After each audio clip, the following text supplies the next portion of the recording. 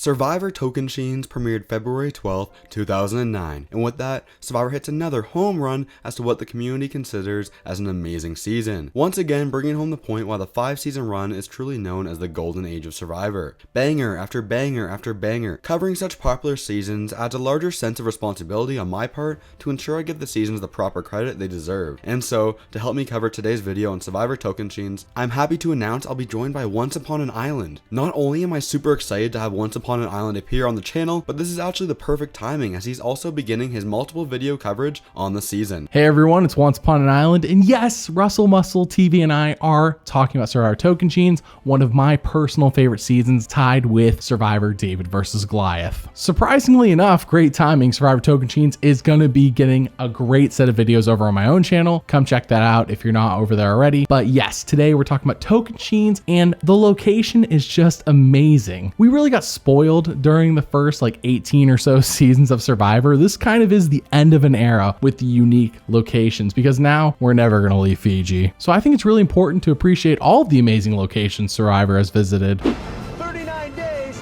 16 people, 1 Survivor. If this is your first time watching one of my videos, welcome to the community. Building up to Survivor Season 41, I'm making daily videos on the channel looking back at every season of Survivor every single day. Because we are now on Season 18 and almost halfway through the season, that means I already have 17 other videos on the previous seasons. This series has been really fun for me to make as all these videos really build into each other. I think one of the best parts is giving a final ranking at the end of all these videos to give us a definitive tier list when we are finally finished. If you'd be interested in checking out all my previous videos, I'll leave a link down in the description containing a playlist of every single one of my Survivor retrospectives. And of course, consider subscribing to the channel with the bell turned on so that you don't miss these daily videos every single day. I'll wear a tiara, a man tiara. Do they make those? To start things off, I think this season does a fantastic job of bouncing back off the polarizing Survivor Gabon. Although I personally have the season ranked as about average, I understand it didn't fully land with everyone. Things fully turn around here with Survivor Tocantins, as the majority of the fan base loves this season. And I think a big reason for that is because in a lot of ways, it feels like a complex version of an old school season. For starters, we don't have a tribe swap happen during the season. This would be the second last time that Survivor decides to have a final 2 at the end of the game instead of having a now normal final 3, and this would be the very last time that we see a 16-person cast. And when you also remember the amazing characters that this season has to offer, then you really begin to see the framework of what the old school seasons were all about. And really, the only major variation is with how the game starts out, and with Exile Island. Once Upon an Island is going to explain the importance of the Exile Island twist later in the video, but this is also the very first time we see the first impressions twist in Survivor. Overall, I think we can all agree it's not a good twist, as it's completely unfair and places someone at a complete disadvantage from the very beginning of the game. Out of all the versions of the first impression twist, I think this one right here is actually the best, as the entire tribe makes the decision instead of just one person, and of course, the person isn't actually voted out of the game. But I love what Survivor attempts with this season later on with the cross-tribal Exile Alliance. Yes, as you mentioned, Exile Island returns this season with a unique mechanic where a member from both tribes will be sent to Exile Island at the same time. I really like this twist, and it makes Exile Island feel fresh again, because some of these seasons, there's times where it's like, why are we even doing Exile? That's how I feel, at least. But this season, a player from both tribes gets to go to Exile together,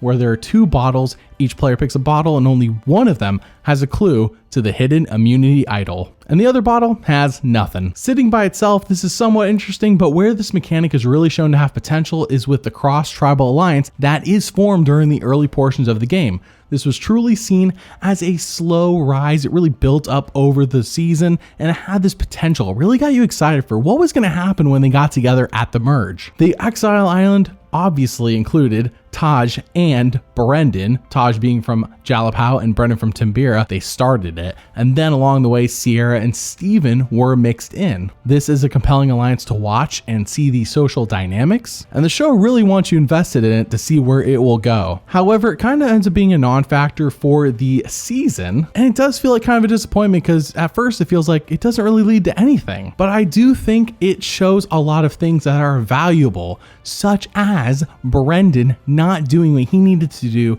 to communicate with Sierra and Taj and Stephen as well to maintain this alliance. It really seemed like Taj was doing a lot of the work. I think there's a good lesson to be learned there. You got to communicate with your alliance, otherwise they're going to feel like they're not really with me. It's something that all survivors need to do even to this day. Brendan, job is spoken. Good luck, fellas. When you really analyze and view how the season gets broken down, you can see the pieces in place for a possible intentional mat-sing. The concept doesn't fully work here as there is meant to be 3 tribes and you need to lose immunity challenges on purpose. And neither of those things happen here, but I can see the argument for maybe a half unintentional mat-sing. See, voting people out of the game is scary, but it forces you to become close and ultimately trust the members of your alliance, as tribal councils where trust is really formed. Timbira had so many crazy characters, and they weren't able to build their trust, and so their tribe completely falls apart after the merge, with Taj, Stephen, and JT perfectly maneuvering their way through the chaos. The merge ultimately begins with a tease of anticipation as Joe is medevaced out of the game, forcing the big blindsides to have to wait another couple of days. I really enjoyed this moment on binging this season, as I think it works better when you can start the next episode right away. But I think it's finally time to discuss the amazing characters of the season.